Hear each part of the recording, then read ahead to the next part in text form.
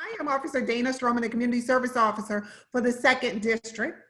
And so John Witherspoon had contacted me, reached out and to the current crime pattern and trend that you all had been experiencing in your community. Just kind of go over tonight and share information as well is to say the 2nd District, which let me kind of put it in perspective for you. For us is the 2nd District goes from DC line, Western Avenue, Friendship Heights area, up to Montrose Road, up near the Supergiant area.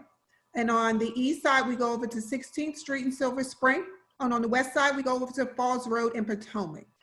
So when we talk about the 2nd District, that is the area that we cover within the 2nd District. We have approximately 140 officers that work out of that station to keep it operational 24 hours a day, 7 days a week. We work under the leadership of Commander Sean Gagan. Unfortunately, he was off this week on vacation, but Deputy Commander Sheila Screw will be joining us shortly to represent the 2nd District Command staff. And so we noticed that we have been experiencing, obviously, the theft from vehicles, trends, auto theft. And so we wanted to share some information.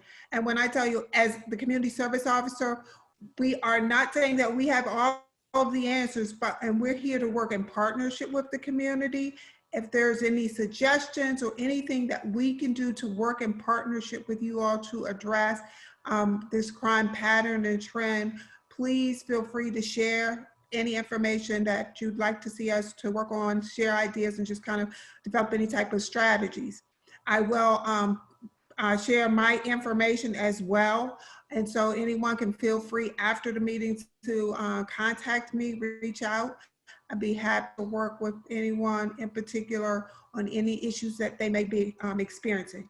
However, in the 2nd District, we do take pride in, we have a great group of officers there that are really dedicated to serving and protecting the citizens there in the 2nd District. So we definitely know Sergeant Segru, he has a lot of stats and data information that he'll go over with you. So without further ado, I'll turn it over to him because he's kind of the expert in this area. And I'll tell you, I've worked with him a number of years and he is very knowledgeable about this topic and very passionate. So Sergeant Segura, I'll turn it over to you. Thank you, Dana. I won't bore you too much with a little bit about me, but just to let you know, I've been a police officer about little over 36 years. I'll have 33 actual years here with Montgomery County in September. Approximately 18 years of that career has been doing auto theft investigations, either as an investigator or an investigator/supervisor. So I've seen a lot of things change over the years.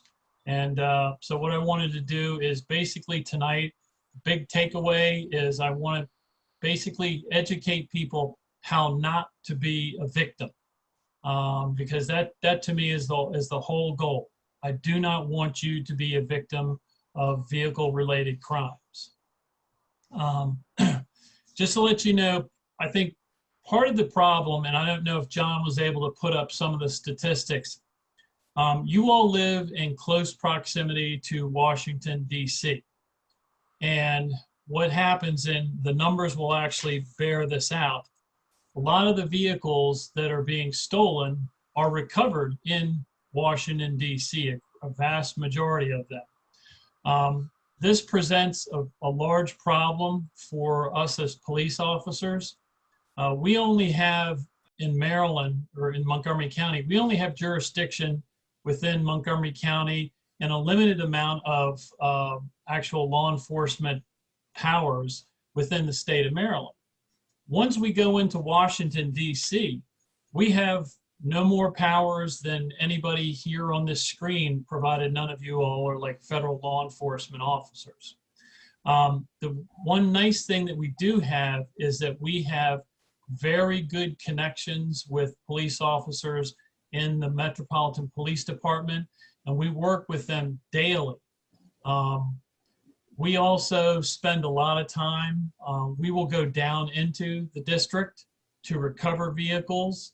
We'll also go down there to work with those DC police officers to serve search warrants, anything in furtherance of finding out who's doing this and, you know, bringing them to court.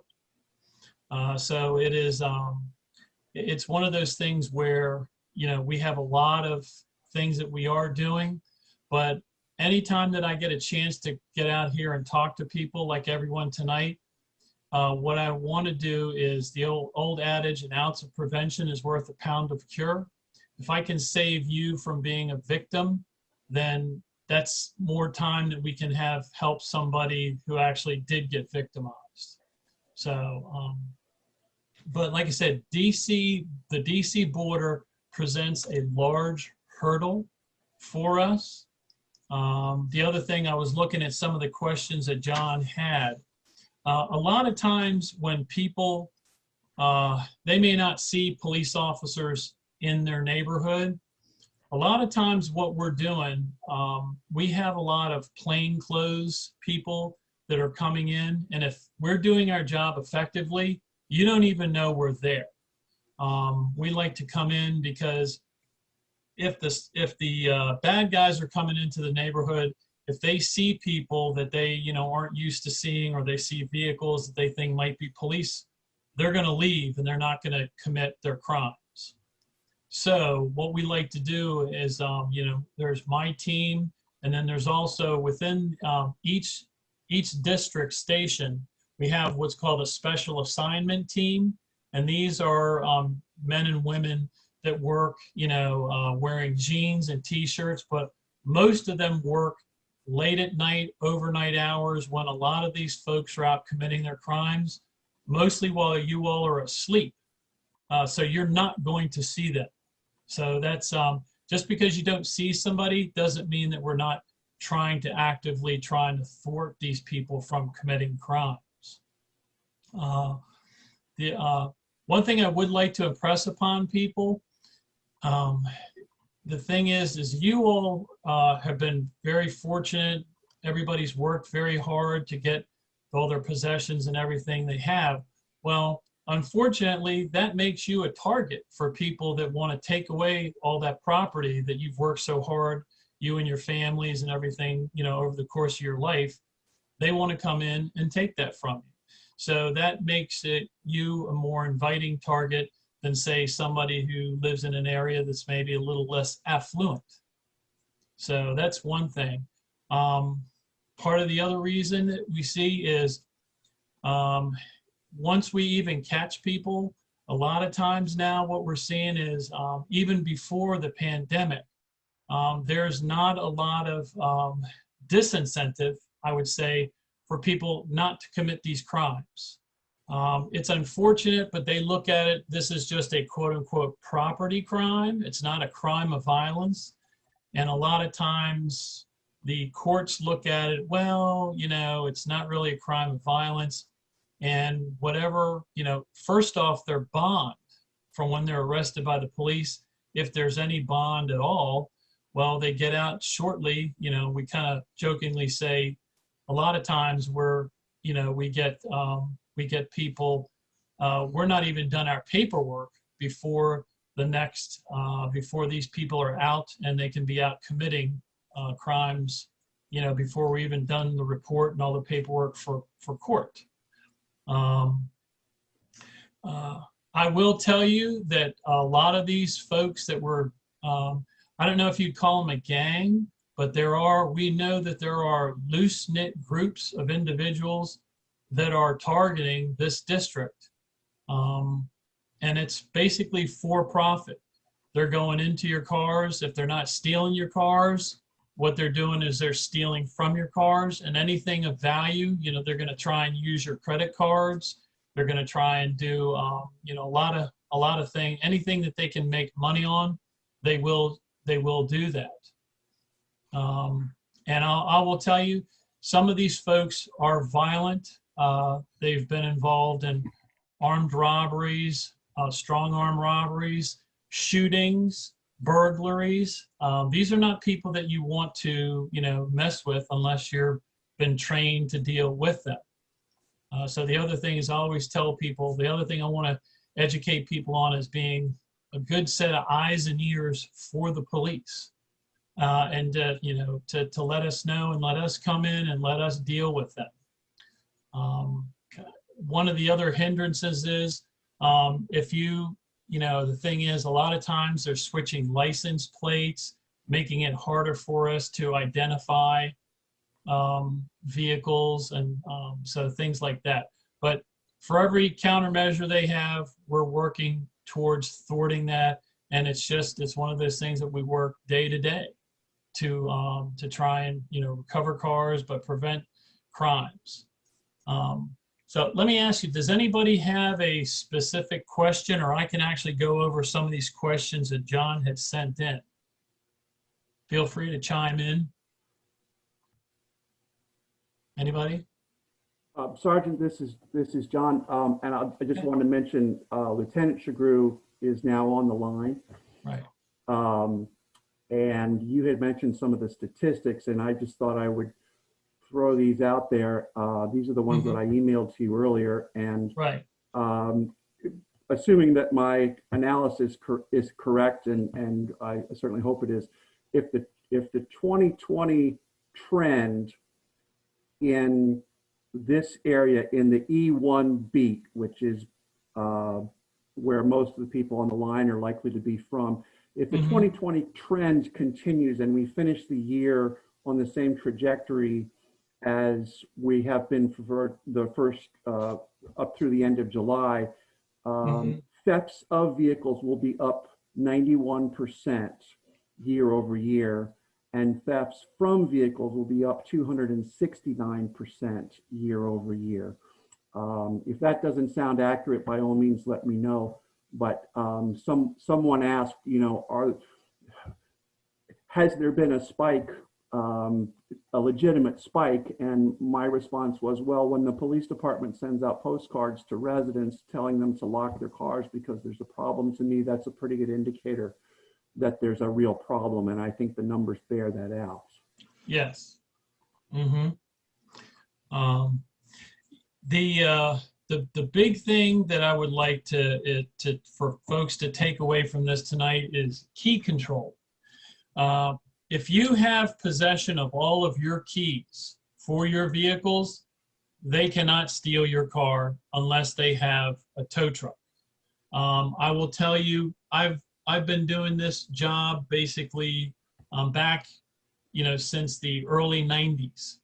And back then it was very easy to steal cars, trucks, anything, vans. But now it is literally almost impossible to steal a vehicle unless you have the key. Now, I know that a lot of times people are going to see something on the news where they have this device where it's going to clone the radio signal.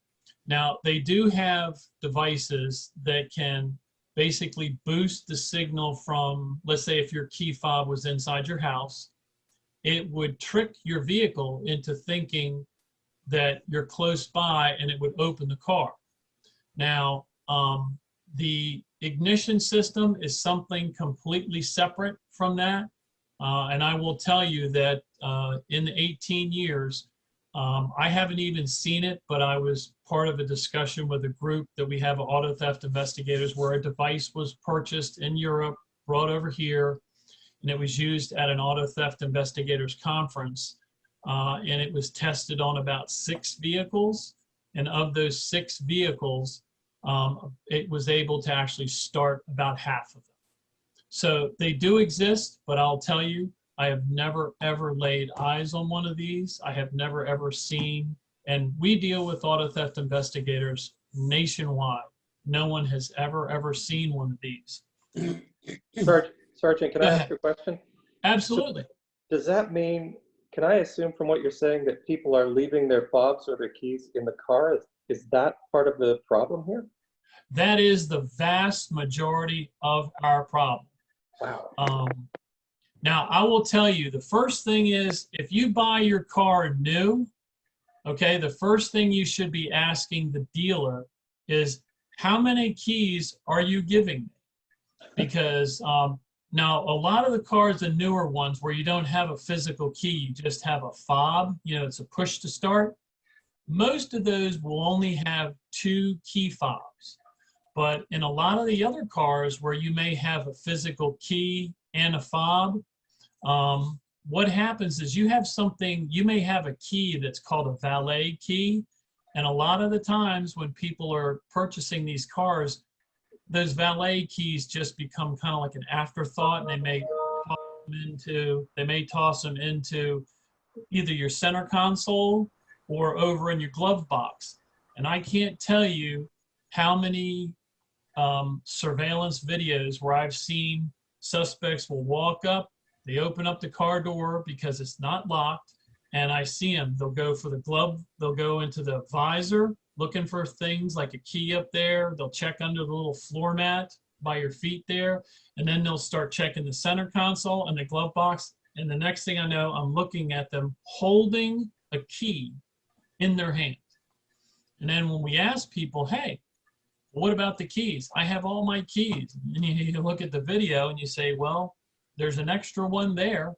So that's the first thing. Know how many keys do I have?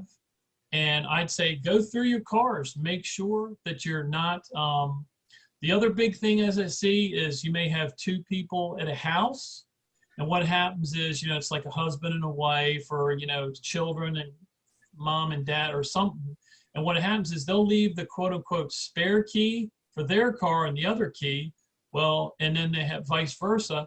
So now somebody breaks into one of the cars, and I've seen it a number of times now. They come out and both of their cars are now gone, because the quote unquote spare keys that were in each other's cars are now being utilized to take the cars away. So key control is very, very important. Know how many keys and know where they are. And Sergeant, this explains why so many people are finding in the morning they come out and their glove box has been dumped onto the floor. Is that correct? That is correct. If you come out and find that your car has been ransacked or whatever, please call the police, because what can happen is the police can come out, and it's kind of like a 50-50 whether or not these people are wearing gloves. Plus, the thing is, you may have surveillance video, and even if we don't get any fingerprints or DNA or anything from your car that was gone through, we may see like, oh, there's some video of an individual that we know, and we'll see him come up, break into your car, and then, your neighbor's car was stolen. So it's always good to at least record it, so that way we're aware of what's going on. Plus, go ahead, Christopher. Well, you finished what you were saying, and I'd like to ask a question. Sure. Okay. The other thing, okay, I will tell you right now, we have had specific instances where we've had groups that will go out and they'll go into a neighborhood, and basically they do not have enough people to take back all the keys for the vehicles that they tried to steal that night. So what they're going to do is they're going to steal your spare key from your car. Then what they do is they go back and they'll snap a picture of the license plate of the car they just took the key from. And then using the technology, we call it dropping a pin. They'll drop a pin where they took that picture. So they may come back in a day, or they may come back in a week, or whenever it's advantageous for them. They now have a key. They know what car that key goes to. They will come back and they'll steal your car.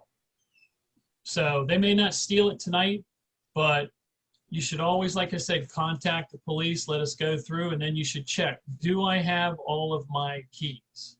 Okay? So go ahead, Christopher, with your question.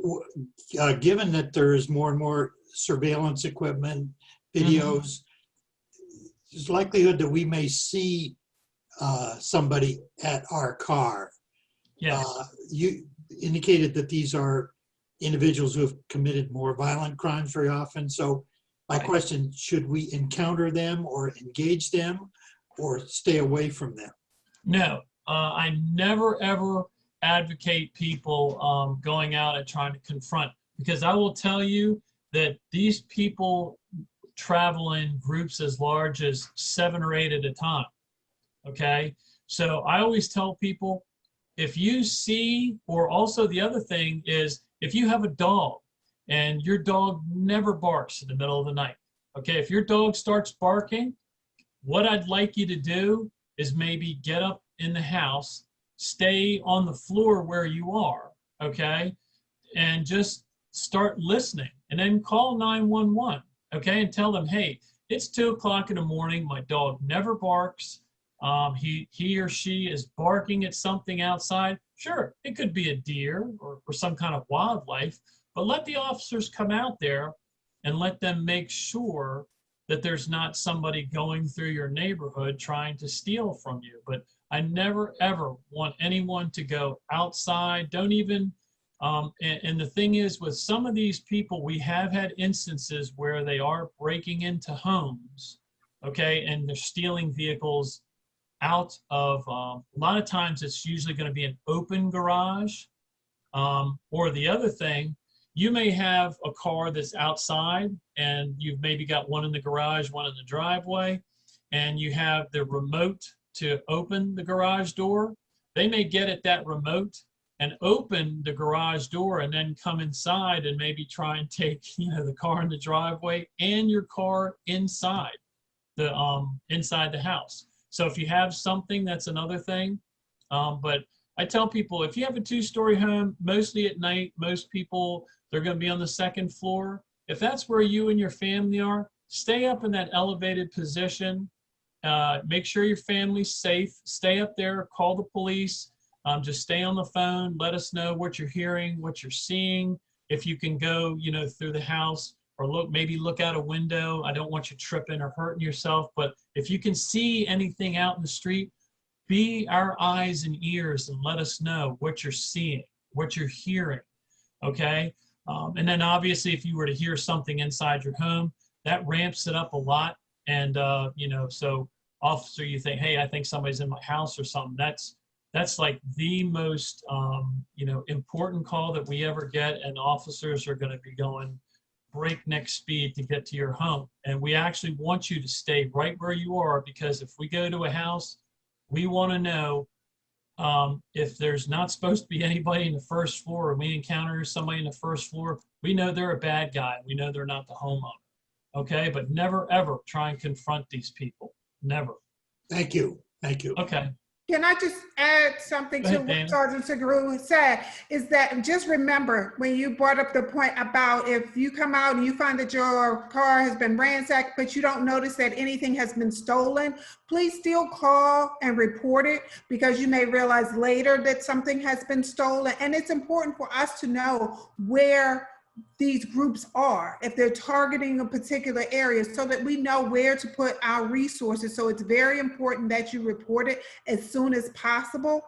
I know sometimes it can be a little inconvenient if you're on your way out somewhere and you come out and you find this going on, but if you could just take those few minutes and call it in and report it, that would be very helpful for us.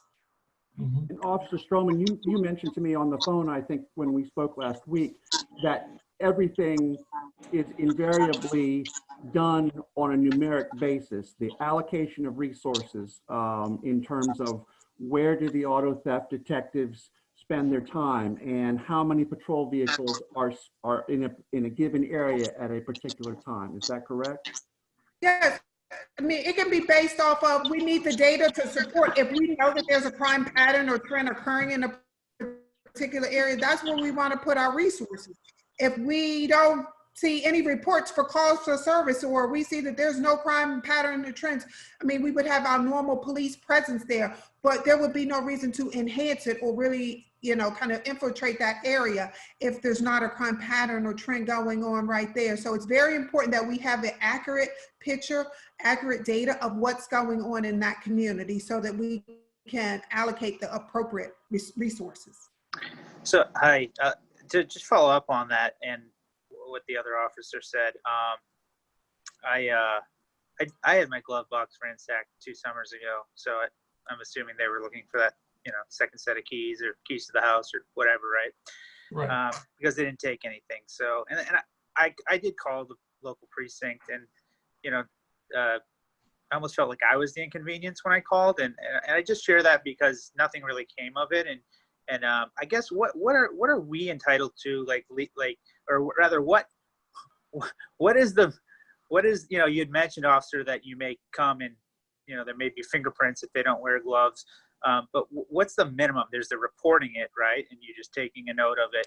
But what are is the police force legally obligated to do if someone does call and say, hey, nothing was taken, nothing was damaged, it was at this address, and I'd like you to come by. I mean, to sweep. I mean, is the officer on duty or at desk or in the field obligated to come by and document this, or can the officer deny that request? Well, I can tell you now, we have something, it's called a telephone reporting unit. And what you would probably see on a break-in like that, or even a theft from auto, where they could have come in and just gotten, let's say, a wallet, an old wallet, something. What will happen is you may be directed to a person from the telephone reporting unit would take your report over the phone. Okay, but they'll sit there, and what they should be asking is, they're going to be looking for, is there a possibility that there are some latent prints of value, like you can see the old CSI when they're fingerprinting. And what they'll do is they'll kind of make a determination. And what they then will do is they will send a request for an officer to the road, and then an officer is going to kind of come out, and then he or she will have, then they'll try and do put the fingerprint powder on the vehicle. Now, I will tell you, I'm a realist and a pragmatic person. There are people that like to do that kind of, officers that like to do that kind of stuff, and there's ones that don't. And there's ones that are really good at it and ones that aren't. So a lot of times we have somebody who's called a shift ID person, and those are people that have gotten enhanced training from what you got in the academy, and they generally really like to do that. And I know down in the 2nd District, there's several officers down there that love doing that kind of stuff, and they will spend hours going out and processing scenes and things like that. So in a perfect world, that's how it's going to happen. But I tell people, it's like everything else in the world. Some people don't have the best, interaction, but that's always one of those things that if you feel like you didn't get, what level of service that should have been, we do have people like, Dana, there's me, my sister Sheila, who's on there. She's a deputy commander. And you can always, call them or email them, and then they'll look into it. And then, if people aren't doing their job, then basically, it's like everybody else, you kind of hold them to task and say, look, you didn't do this properly. You need to, make sure that you do it correctly next time. And that's, Yeah. No, I appreciate the clarity. And if I sounded like I was trying to make an indictment, that really wasn't my intent. But no. What I was trying to get across was that when there's a violation of this sort, when it's nonviolent, it's still emotionally violent to the homeowner. And for a lot of us, it's it's not happening every day to each and every one of us. So when we call, I just want to, I find like, I deal in the world of processes, right? And I want to know what I'm entitled to, or not even entitled in the capital E entitlement sense, but just how to actually proceed with, the process flow. And I think you've covered a few of those, but I think for this audience and frankly, just for the larger community, understanding, when this happens, everyone just, on the list there goes, make sure you report it, right? Okay. But there's more to it than just reporting it. That's certainly important that that's done, but there's also like nuance to it. There's requests. There's these specifics you're talking about and articulating them and kind of understanding that process flow. I think, frankly, would probably make your jobs easier in the sense of, an informed, citizenry who can actually articulate in times of stress. But additionally, I think we'll be able to like capture better data and ultimately, kind of signal the severity of this problem. And it's a real problem. And I think that's one of the reasons we're having this call today. And I appreciate your insight. I've heard a lot from you, and in our defense, I'm not taking copious notes right now. It's been a long day, and I don't know who else might be, but I still would like some, details on when X happens, do this, and then when this happens, do this, and like just to share it generally, so that I can almost put it in my wallet, so to speak, not in my glove compartment, but in my wallet, so that when this happens, I can kind of go, all right, I'm shooken up, I'm pissed off, my wife's upset, my kids, we're way too close to this happening, and I need to know how to best, represent the severity of this action. That to me is a critical element to, passing on the information, because this is as much a communication crisis as it is an actual like property violation. Yeah. Well, just what you're saying this is exactly what Dana does for a living, like day in and day out. And I mean, it's not in a bad way, but I just like literally like a little cheat sheet is what we call them. It's like how to, like if you're a victim of a crime or, this specific kind of thing, this is what you should know before you call the police, or this is what to expect when you call the police. And if we don't have something like that between like, Dana and myself or something, it wouldn't take us long, to draw up something like that. And we can share it with John, and he can share it with however many people want to have that. You're right. Information is power, and it helps, empower people. And I always tell people, I don't want people to think like victims. I want them to, hey, think like bad guys sometimes. How can I prevent myself from being a victim? Sometimes you have to put yourself in the shoes of a bad guy. What would they want to do to get after me? Okay? And I would just add that it's very important that every night before you go in for the evening, make sure that your vehicles are locked. Make sure that you have removed the valuables out of them, because if we continue to have criminals out there that are targeting our communities, if we remove that success rate from them, hopefully they won't continue to target that area. Because if they're not getting anything out of it, then we can say, okay, they've locked the vehicle and they've removed the valuables from their cars. That would be so helpful. And reporting. If anything happens, if someone goes through your vehicle, enters your vehicle unauthorized, please call and report it to police. Regardless of whether or not, how much was stolen, if anything was stolen, that at least gives us some idea where they are, what communities are being targeted. So I would just say that anytime something happens, calling and reporting it, and knowing that you've done your due diligence in locking your doors and just double checking. Oftentimes with the key fobs, I mean, I can tell you, even with my own vehicle, I will say I lock my vehicle, and because I may have put it into a belt hooper or in my waistline, that it has somehow clicked that button and unlocked that vehicle. I didn't realize it. And so you just have to make that conscious effort of pushing that key fob and making sure that that vehicle is locked and it's secure. And if someone does go into it, there's absolutely nothing there of value for them to take. They're not looking to really get rich off of these things. I think they're just looking at overall combined. If they go through 10, 15 vehicles in a night, what can they get? I mean, we're seeing the reports where we're getting credit cards, we're getting purses, we're getting gym bags that have valuables in them. And the value of them, it could be a designer briefcase that costs you, a couple of $100s.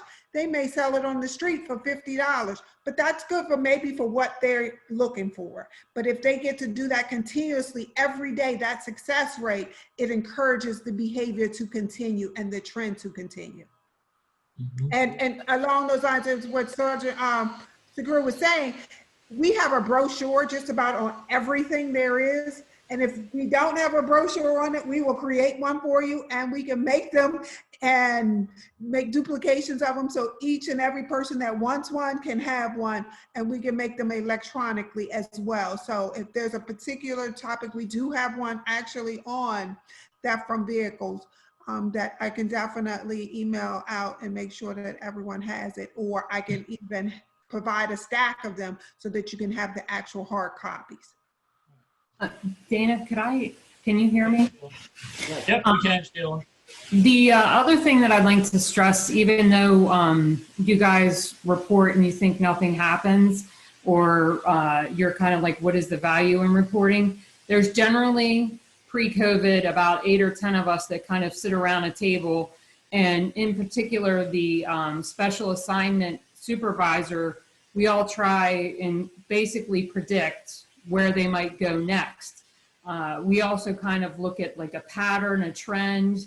A lot of times, could it be like, in particular, they'll hit your neighborhood on a Monday. So if they're trying to figure out where they're gonna go on a Monday and they've hit the last 2 other Mondays, or they may hit your neighborhood one night and then they'll skip 2 or 3 nights, and we kind of have some kind of way to judge that. That's something that we'll also use in terms of, for the lack of a better term, predicting and trying to allocate our resources. And the other thing is that in terms of when you all hear things or you see people and it's late at night or your dog starts barking, my special assignment team works at a minimum till 4 o'clock in the morning, Monday through Friday. And right now, currently, they're working till 6 o'clock in the morning, just because we are so busy right now and we're having such a problem.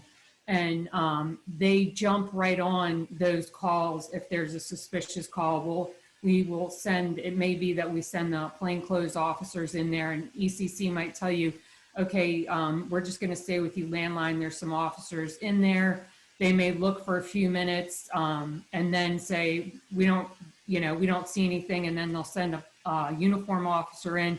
But a lot of times that same thing is how we ended up catching a burglar just last week with the plainclothes officers. So I please encourage you to report that. And we are trying to work together as far as that, but every little bit helps us, because as much as we work and we try and figure things out, and we go out and our goal is to make a difference, because we don't want that, 91% increase.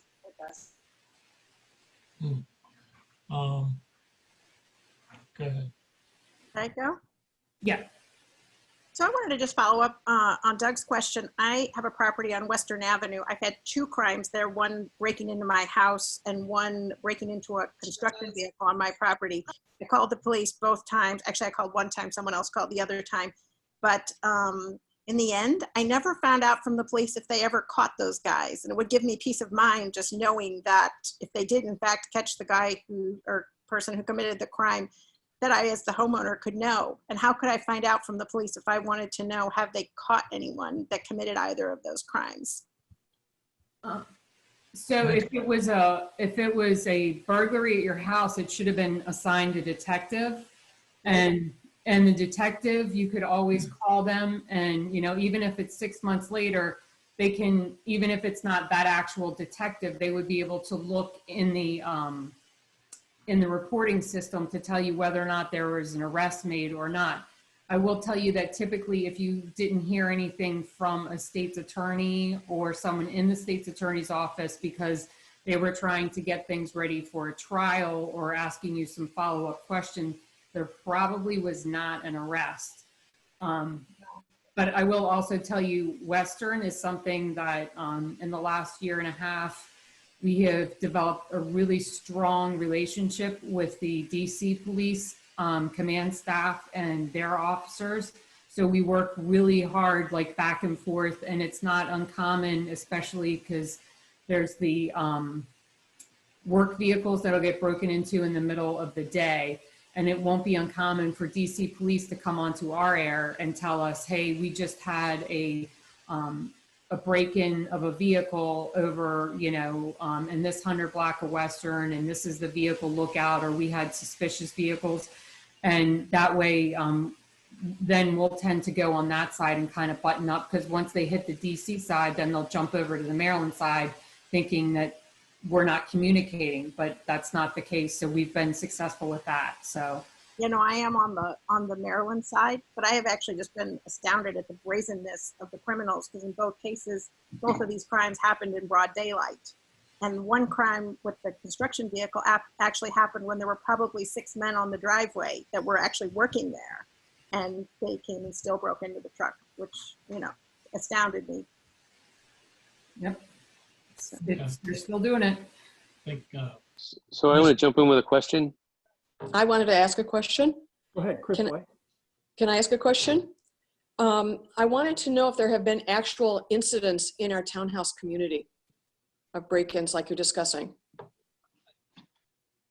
What exact, I would have to research the street. Which street are you on? Gold Leaf Court and, Gold Tree Way up that way. That one, off the top of my head, that's not one that's ringing a bell as being like anything that's current.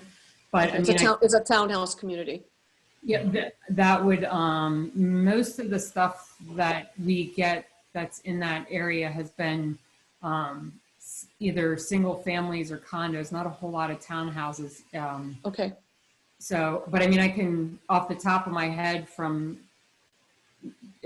recent, like in the last couple months, it doesn't ring a bell at all. But I mean, I can always look and let you know. No, thank you. I would just mention as well, for people who aren't aware, there's a great resource on the Montgomery County website. It's called Data Montgomery. And you can go in and parse all of the data that the police department generates in terms of criminal activity and location and dates and times and all of that kind of thing. And then you can also draw a map, and you can look on the map. It's like, wow, and say, wow, there was a house broken into here and here and here, or vehicle stolen here and here and here. It's very, very informative, and you can really develop some great insights. So, if people are not aware of that, just do a Google search for Data Montgomery, and you can find all kinds of great resources and information in there.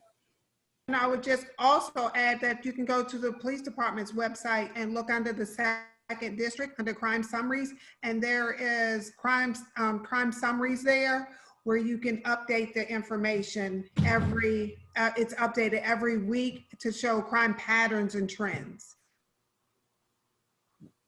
Chris White, did you have something? Yeah, I just wanted to make a quick comment to what I've heard so far is that the way that we can be the most effective at deterring this type of crime is to make sure that our cars are locked and make sure that there are no valuables in the cars. that is correct. Yes. Okay. The other thing I'd like you to do is make sure that if you have, let's say, a garage, okay, make sure that your garage door is closed, even during the daytime, because I will tell you, I watched some video a couple months ago of somebody down in Chevy Chase where it was 7 o'clock on a Saturday morning, and a couple of guys came up into the neighborhood that are known to us as car thieves, and just as brazen as they could be, came up, and he actually walked up to the front door of this house, I guess to look in to see if there was anybody up yet. But I want to make sure that people make sure that all your exterior doors are locked. Keep your garage doors down, and at night, like Dana was saying, make sure. The other thing is, I will tell you, when my last patrol assignment, I worked down in Gaithersburg, and I used to work 3 p.m. to 1 a.m.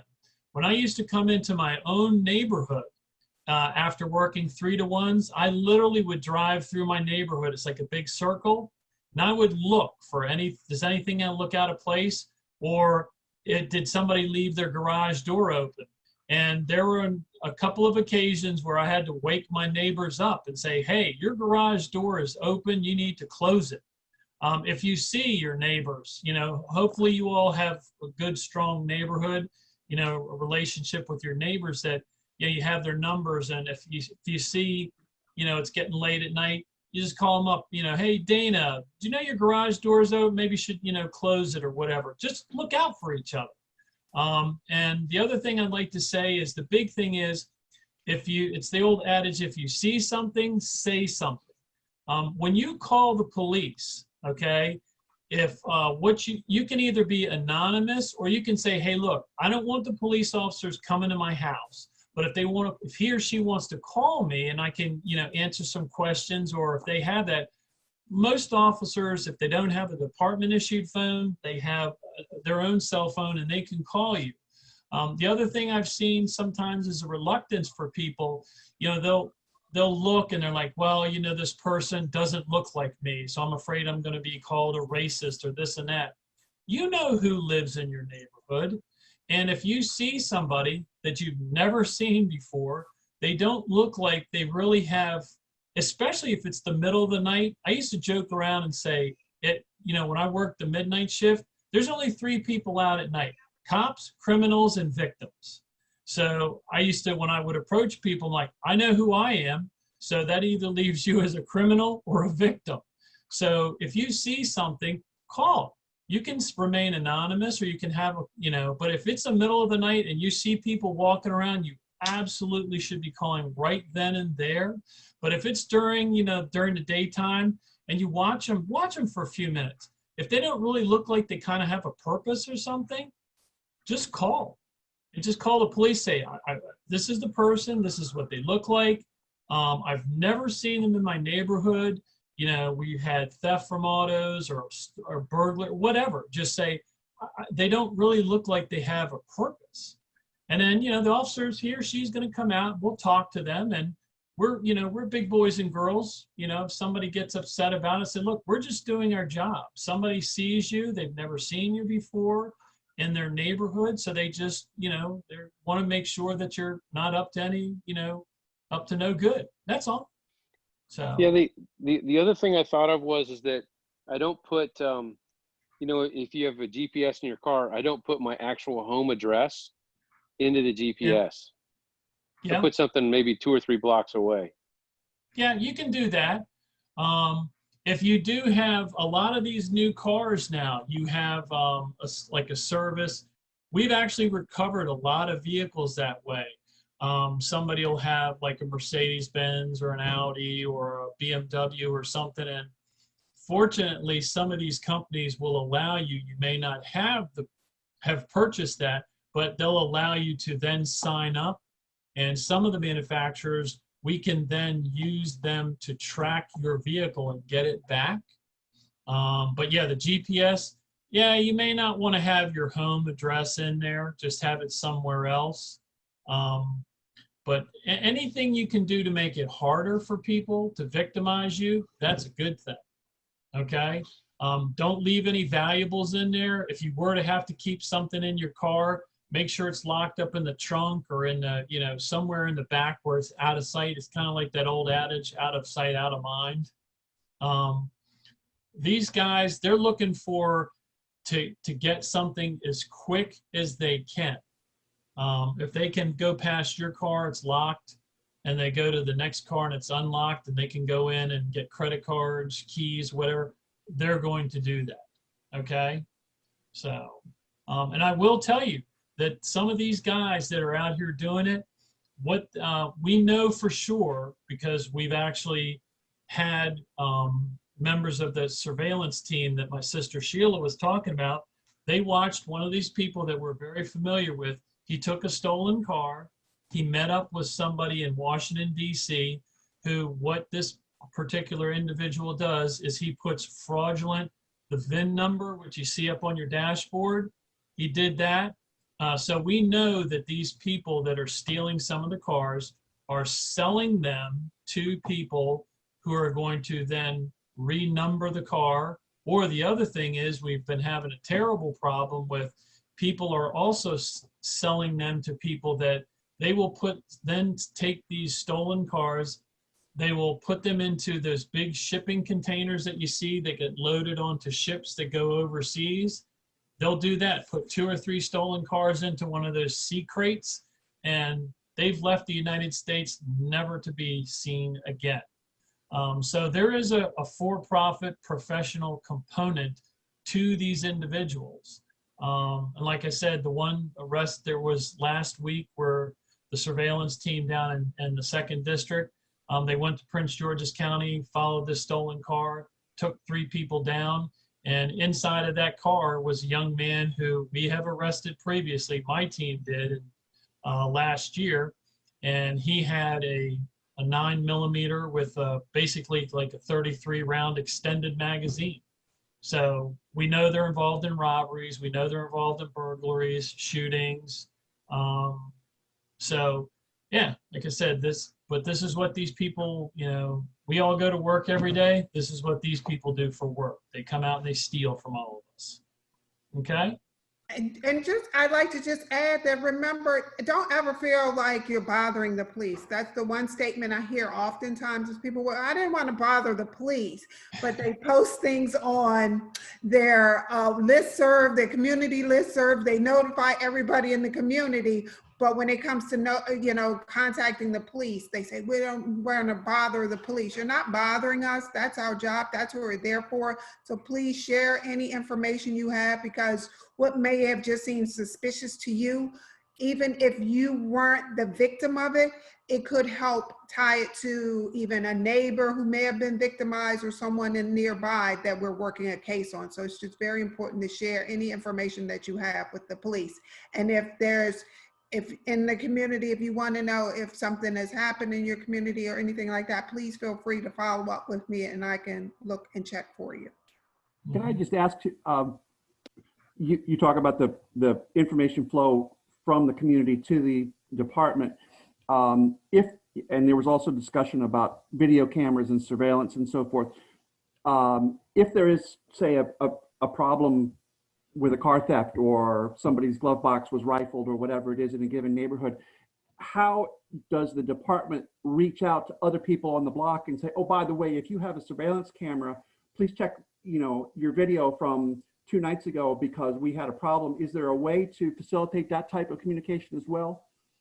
Even if an officer went around and spent 15 minutes with a flyer and said there was a problem at address 6400, please check your surveillance camera and let us know if you see anything. I can tell you some. Go ahead, Dana. I'm sorry. Yes, we can. Some of the forms of communication, what we do is I will post things on Nextdoor for those that have signed up for Nextdoor, but also we have the agreement with Ring.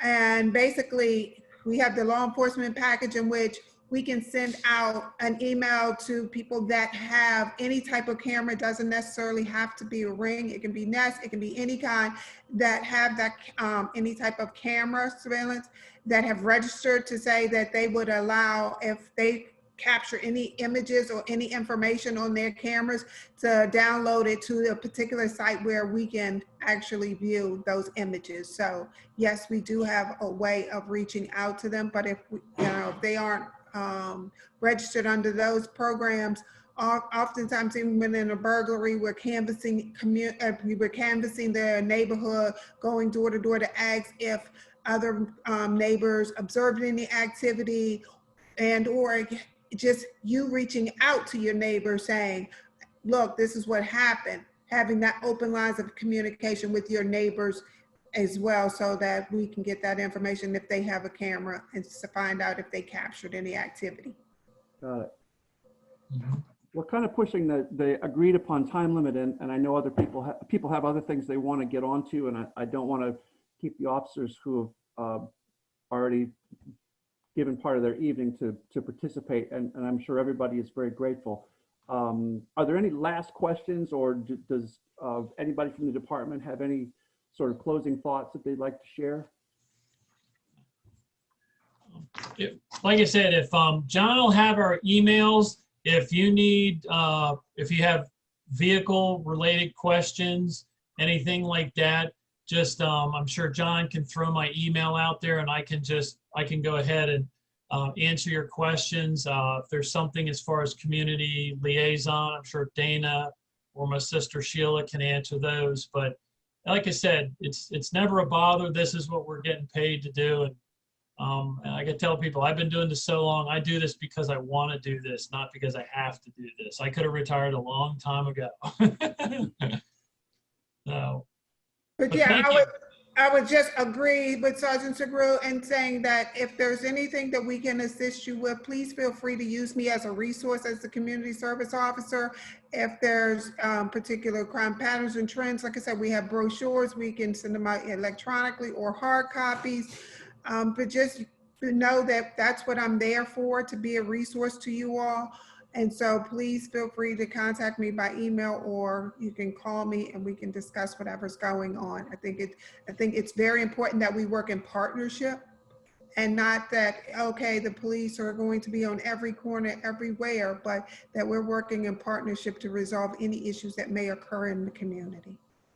And thank you for the opportunity to be here tonight. Thank you. Yes, thank you very much. Thank you. Thank you. Thank you. Thank you. All right. Lieutenant, anything? Thank you. Yep, Thank you just very thank you all much. very much. Thank you. Thank Yeah.